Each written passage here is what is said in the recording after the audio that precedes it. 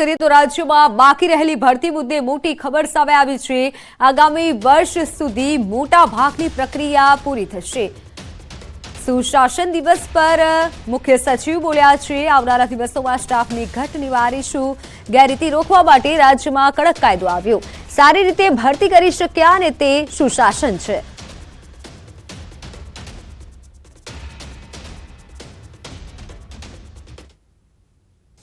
કેટલાક વર્ષોથી એક છાપ એવી ઉપસી આવી કે આપણે પરીક્ષા લઈએ છીએ, લાખો લોકો આ પરીક્ષા માટે, ભરતી પરીક્ષા માટે અરજીઓ કરે છે, પરંતુ કોઈકના કોઈ કારણોસર આ ભરતી પરીક્ષામાં જે પારદર્શિતા રહેવી જોઈએ એમાં ક્યાંક તકલીફ ઊભી થઈ રહી છે।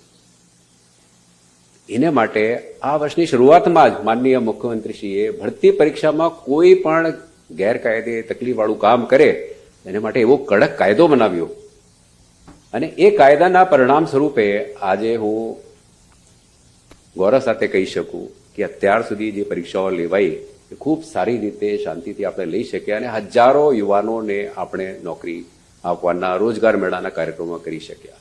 એ પણ સુશાસનના કેટલો અગત્યનો ભાગ છે એ પ્રત્યે હું આપ સૌનું ધ્યાન આકર્ષિત કરવા માંગુ છું। એટલું જ નહીં પણ ભરતી પરીક્ષાના નિયમોમાં ફેરફાર કર્યો। ભરતી પરીક્ષાને જેમ ફિલ્મમાં કહેવામાં આવ્યું ઓનલાઈન કરવાની એ પણ સૌપ્રથમ હું કહીશ કે ગુજરાત રાજ્યમાં એનું એક્સપેરિમેન્ટ અખતરો પણ માનનીય મુખ્યમંત્રીશ્રીએ એ અંગે આપણને મંજૂરી આપી અને 17મી ડિસેમ્બરે એટલે ગયા અઠવાડિયે આ કાર્યક્રમને પણ પહેલી વખત સફળતાપૂર્વક સર્વેયર્સની ભરતી માટે અમારા ગૌણ સેવા પસંદગી મંડળે આનો ઉપયોગ પણ કર્યું છે।